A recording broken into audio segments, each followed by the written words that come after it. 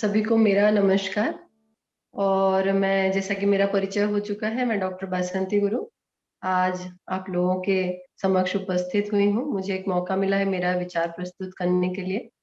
महिला स्वास्थ्य तथा आयुर्वेद, इसके टुकड़े किए जाए तो हर एक पहलू पे एक एक लेक्चर रखा जा सकता है, ये इतना बड़ा विषय है। फिर भी मैं एक ओवरऑल आइडिया देना चाहूंगी कि आयुर्वेद में महिलाओं के लिए क्या विशेष चीजें बताई गई है और जिसको हम अनुकरण करने से हमारी जीवन शैली को और बेहतरीन कर सकते हैं। और आजकल जो काफी सारे गायनेकोलॉजिकल प्रॉब्लम्स बढ़ चुके हैं, उनको हम कैसे अपने कंट्रोल में रख सकते हैं, क्या इसके बारे में हम जानना चाहेंगे। तो चलिए शुरू करते हैं।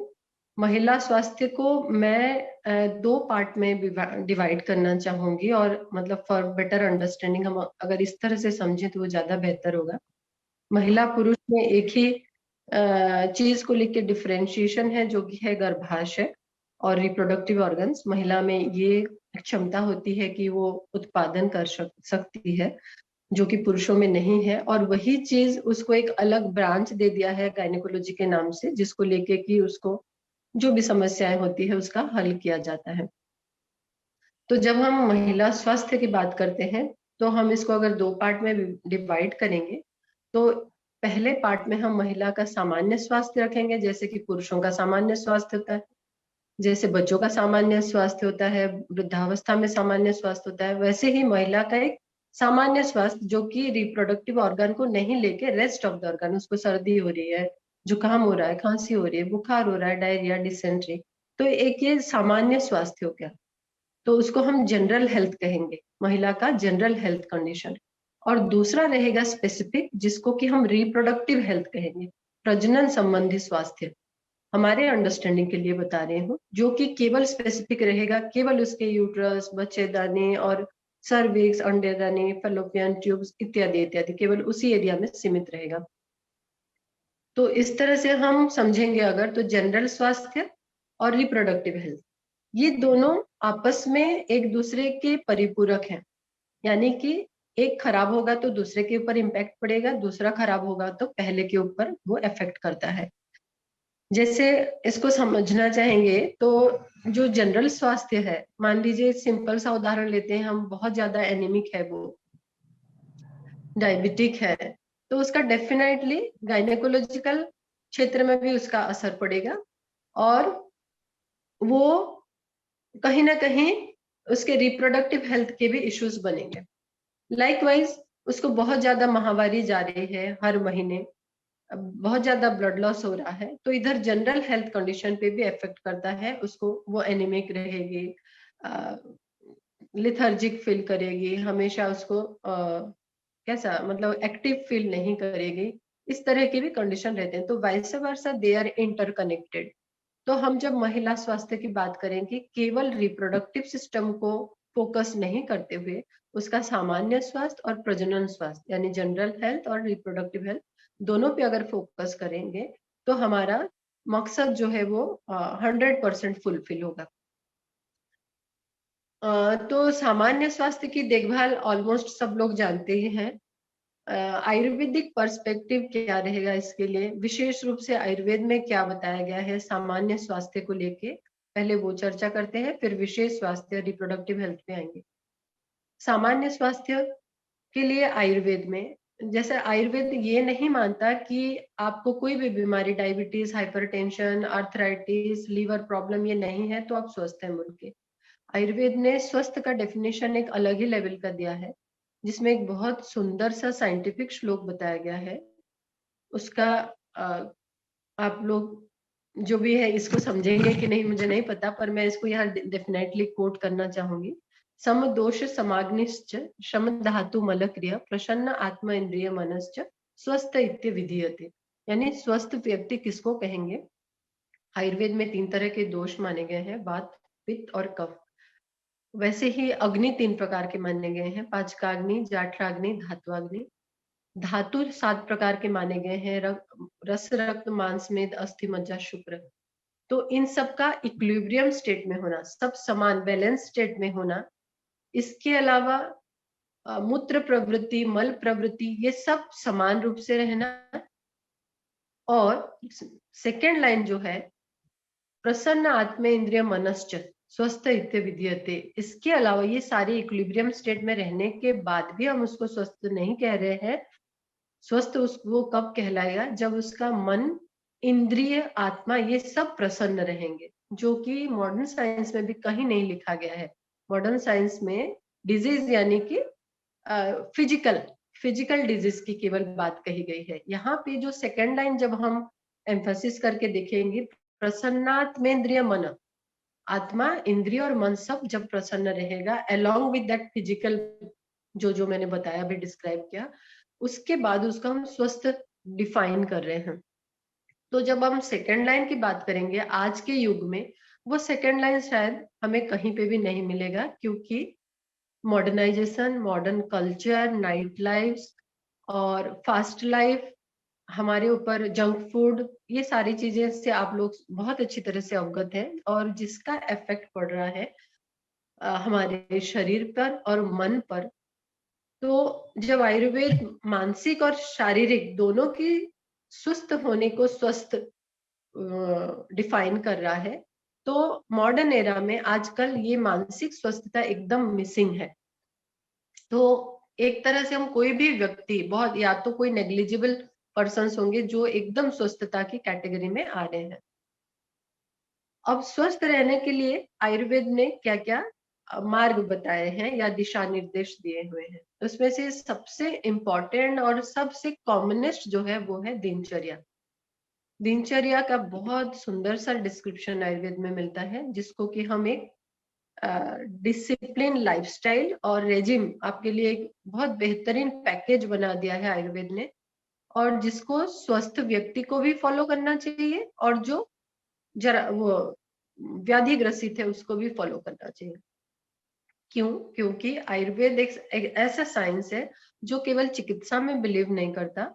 इसका भी डेफिनेशन ये है, स्वस्थ से स्वास्थ्य रक्षणम आतुरस्य विकार प्रशमनम च, यानी जो स्वस्थ व्यक्ति है उसके स्वास्थ्य की रक्षा भी करता है आयुर्वेद, और जो ऑलरेडी डिजीज्ड है उसका इलाज भी करता है। तो आयुर्वेद के दो मुख्य लक्ष्य हैं, दो मुख्य उद्देश्य दो होते हैं, स्वस्थ व्यक्ति की स्वास्थ्य रक्षा करना, यानी कि जो स्वस्थ है उसको भी ये दिनचर्या का पालन करना है, और जो व्याधिग्रस्त है उसको भी ये दिनचर्या का पालन करना है। अब आते हैं, ये दिनचर्या है क्या?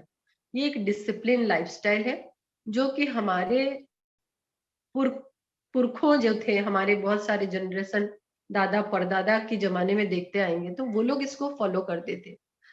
दिनचर्या में सुबह उठने से लेके रात के सोने तक हमको कब उठना है, क्या खाना है, कितने बजे खाना है, कितने बजे फिर सोना है, योगा करना है, व्यायाम करना है, नाक में तेल डालना है, पाँव में तेल मालिश करके सोना है, रोज मसाज करके फिर नहाना है, ये सारी चीजों का बड़े अच्छे से उल्लेख किया गया है, और जो आज के जमाने में कहीं ना कहीं मिसिंग है।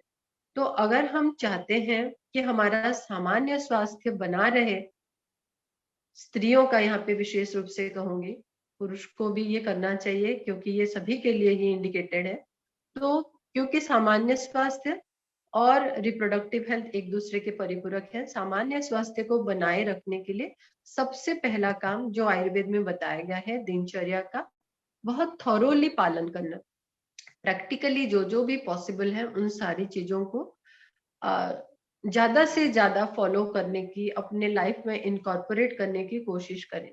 मैं जब ओपीडी में बैठती हूँ, बहुत सारे पेशेंट ऐसे आते हैं, पीसीओडी तो सभी को ही मान लीजिए हो ही चुका है, जिन जो भी लड़कियां आती हैं अपने करियर मेकिंग के हायर स्टेज पे हैं, लेकिन जब उनको देखते हैं हॉस्पिटल के चक्कर लगाते रह रहे हैं, किसी को पीरियड आ रहा है तो बंद नहीं होता है, किसी को पीरियड आ ही नहीं रहा है 4-5 महीने से, किसी के चेहरे पे बाल आ रहे हैं, किसी का सिर का बाल झड़ रहा है, कोई मोटी होती जा रही है, और इनकी जब हम हिस्ट्री लेने बैठेंगे तो हर 5 लड़की में 4 और 4 से आधे की हिस्ट्री ये रहेगी कि वो रात में 2 बजे सोते हैं, फिर सुबह इतने बजे उठते हैं और खाने पीने का कोई तरीका ही नहीं है, अननेसेसरी मोटे होते जा रहे हैं। तो इन सारी चीजों को कौन रेगुलेट करेगा?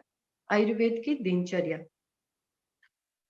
उसमें बहुत माइन्यूटली आहार से लेके विहार से लेके कैसे बैठना है, कहाँ बैठना है, कब तक सोना है, कितने आवर्स के अंतर में कब आपको खाना दोबारा खाना खाना है, इन सारी चीजों का बहुत सिंपल चीजें हैं। अवेयरनेस की कमी या जो भी हो, इसकी वजह से लोग फॉलो नहीं कर रहे हैं, एंड मॉडर्नाइजेशन कल्चर हम पे इतना हावी हो चुका है कि हम उसको भूलते ही जा रहे हैं। और जब बहुत ज्यादा परेशान होते हैं, फिर इसके बारे में आजकल कोरोना के बाद थोड़ी सी जागरूकता बढ़ी है और लोग बाग इनकॉर्पोरेट करने लगे हैं, योगा व्यायाम और खाने पीने को लेके काफी सतर्क हो गए हैं। तो पहला, सामान्य स्वास्थ्य को बरकरार रखने के लिए मैं बहुत स्ट्रांगली रिकमेंड करती हूँ कि सबको दिनचर्या का पालन जरूर करना चाहिए। अब नेक्स्ट पहलू देख लेते हैं सेकेंड पार्ट में, जो विशेष हेल्थ, जो कि रिप्रोडक्टिव हेल्थ को हम कैसे मेंटेन करेंगे और आयुर्वेद में क्या बताया गया है। अगेन यहाँ पे वही चीज आती है कि मॉडर्नाइजेशन की वजह से आजकल हम लोग सोशल मीडिया को इतना ज्यादा फॉलो करने लगे हैं कि वहां जो भी चीज दिखाई जाती है उसको हम तुरंत अडॉप्ट कर लेते हैं। लाइक पीरियड आ रहे हैं, उसको कोई नैपकिन की एडवर्टाइजमेंट आ रही है, नैपकिन लगा के वो उड़ रही है, खेल रही है, जंप कर रही है, डांस कर रही है। तो कंपनीज अपने चीजों को प्रमोट करने के लिए अ, किसी भी हद तक जा रहे हैं, लेकिन हम उसको लॉजिकली नहीं सोच के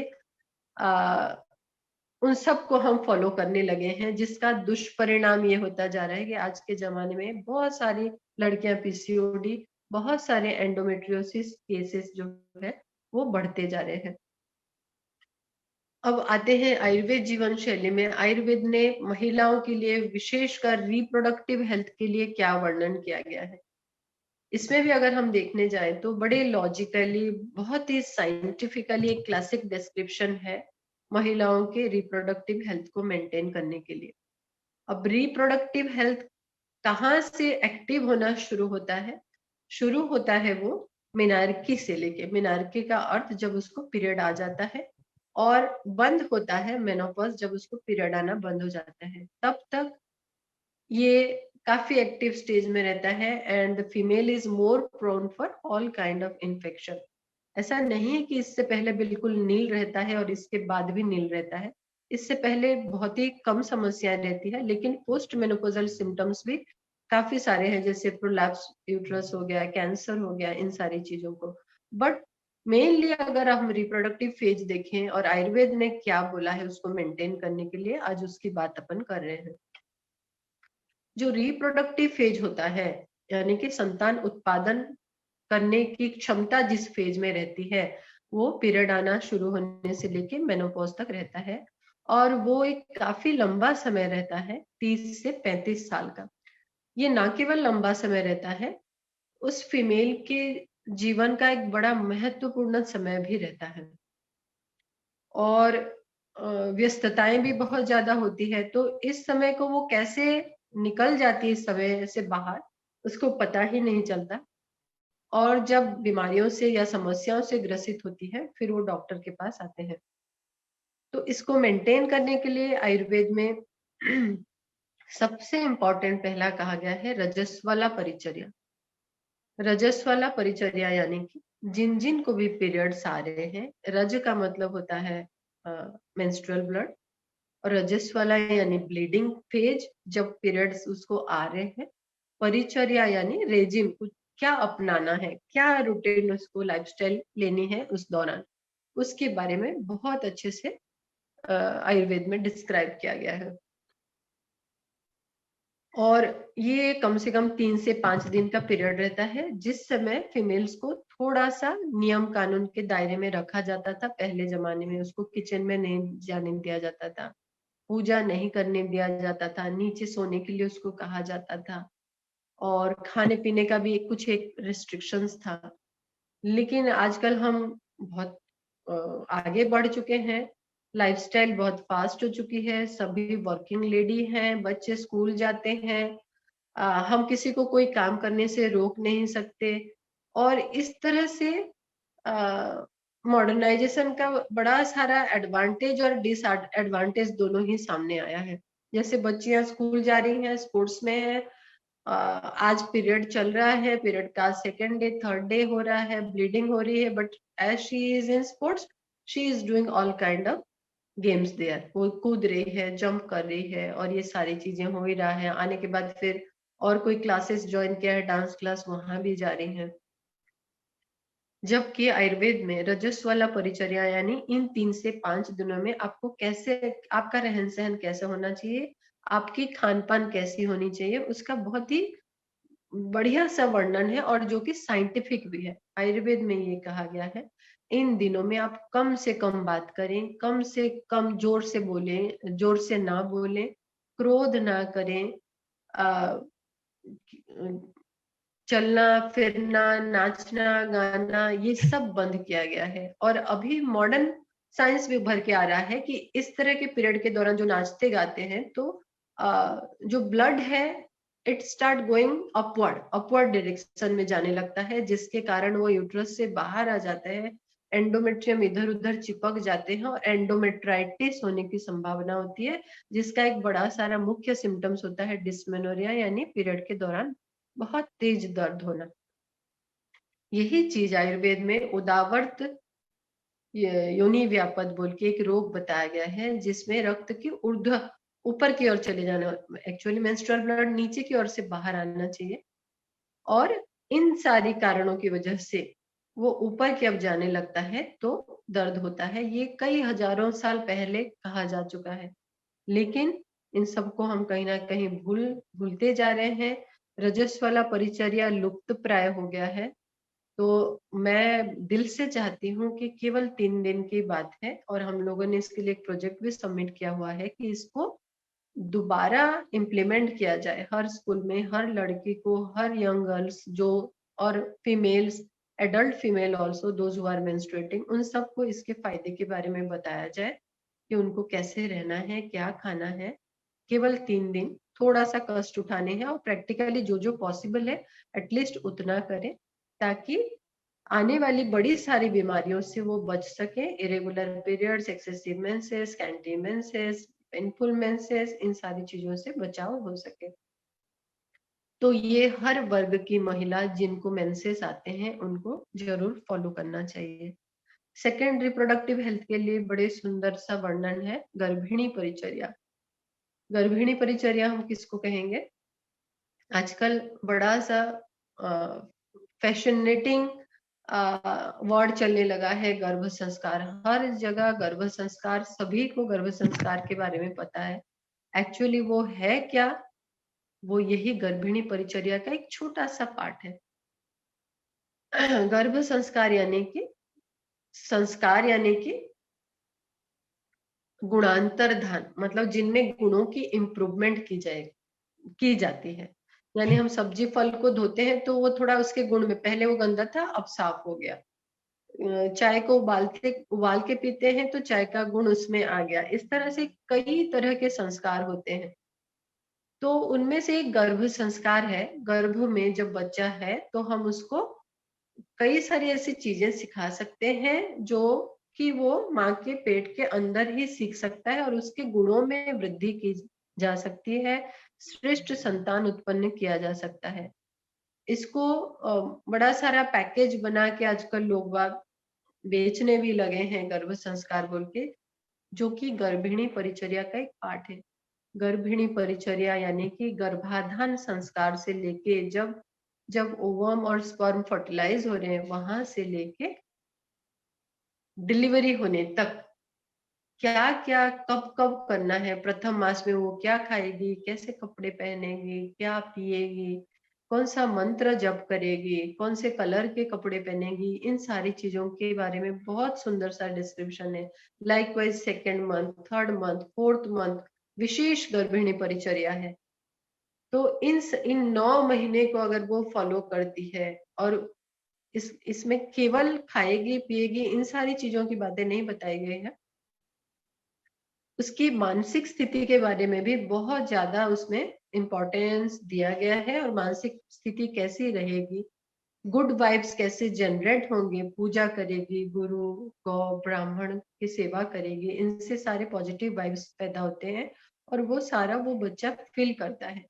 तो जो है गर्भ संस्कार, इसका एक छोटा सा पार्ट है। हमारे पास और बड़ा सारा पैकेज है जिसको कि गर्भिणी परिचर्या के नाम से कहेंगे, और एक जो कि एक इम्पॉर्टेंट इवेंट होता है रिप्रोडक्टिव पीरियड में फीमेल के लिए।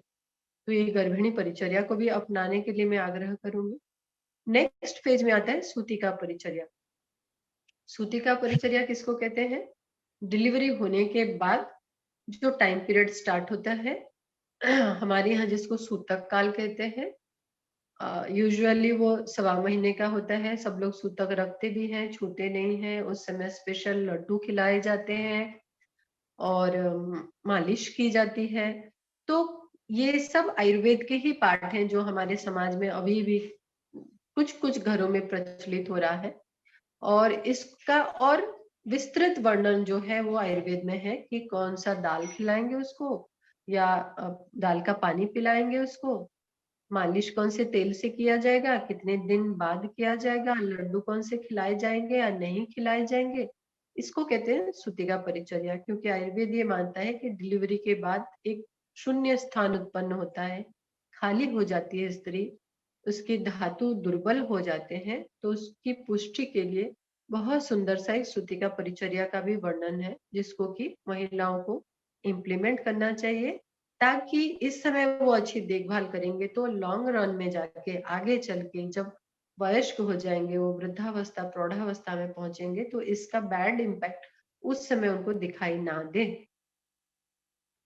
नेक्स्ट आता है सूतिका परिचर्या के बाद ओवरऑल एक सामान्य परिचर्या भी रहेगी, कि इतना सारा जो मासानुमासिक परिचर्या, सूतिका परिचर्या, इन सबको अगर वो फॉलो नहीं भी कर पा रहे हैं, तो सामान्य परिचर्या जितना हो सके उतना भी वो फॉलो कर सकते हैं। तो इसको हम प्रैक्टिकली जैसे प्रेजेंटेबल फॉर्म में ले आए ताकि पेशेंट उसको फॉलो कर सके। इस तरह से इसको हम वो सारी महिलाएं अपने जीवन में इनकॉर्पोरेट करके काफी सारे गायनिकोलॉजिकल डिसऑर्डर को दूर कर सकते हैं। इसके बाद बीच में आता है प्रसव परिचर्या। प्रसव परिचर्या को हम लोग फिलहाल थोड़ी थोड़ी चीजें ही हमारे प्रैक्टिस में यूज कर रहे हैं। क्यों? क्योंकि गवर्नमेंट ऑफ इंडिया ने एक नियम बनाया हुआ है, प्रसव के दौरान कौन कौन सी दवाई, कौन से लाइफ सेविंग ड्रग्स लगेंगे, उस दौरान क्या जरूरत की चीजें हैं। तो काफी कुछ हम वहां भी फॉलो करते हैं, और कुछ जरूरत महसूस हुई तो हम आयुर्वेदिक दवाई भी इम्प्लीमेंट कर रहे हैं। जैसे मेरे यहाँ भी प्रसव केंद्र है, पर बहुत ज्यादा हम अभी आयुर्वेद का यूज प्रसव के दौरान नहीं कर पा रहे हैं, क्योंकि हमारा केंद्र जो है वो पीजी केंद्र नहीं है। जब पीजी के बच्चे आ जाएंगे, रिसर्चेस होने लगेंगे, तो हो सकता है हम आगे चल के प्रसव के लिए भी कुछ मेडिसिन प्रोटोकॉल में लाने की हिम्मत कर सकें या ला सकें। क्योंकि पहले के जमाने में ये सारी चीजें भी नहीं थी। लांगली और एरंड तेल, इस तरह की कई सारी चीजें हैं जो कि यूज किया जाता था। और नॉर्मल डिलीवरी एक नॉर्मल प्रोसीजर है, फिजियोलॉजिकल प्रोसीजर है। हम इंटरफियर नहीं करके उसको अपने आप जितनी देर होने देते हैं, वो लेस कॉम्प्लिकेशन के साथ हमको आउटकम मिलता है। और इंटरफियरेंस और मेडिसिन जितना ज्यादा हम इंड्यूस करेंगे, कॉम्प्लिकेशन भी उतनी ज्यादा होने की संभावनाएं रहती है। तो मैं आग्रह करूंगी, रजस्वला परिचर्या, गर्भिणी परिचर्या, प्रसव परिचर्या, सूतिका परिचर्या और दिनचर्या, इन सारी चीजों को महिलाएं अपने लाइफस्टाइल में इनकॉर्पोरेट करें, और महिलाएं अपना सामान्य स्वास्थ्य तथा रिप्रोडक्टिव हेल्थ दोनों का ध्यान रखें। तो आज के लिए मेरा मैसेज यही रहेगा आप सभी के लिए। Thank you.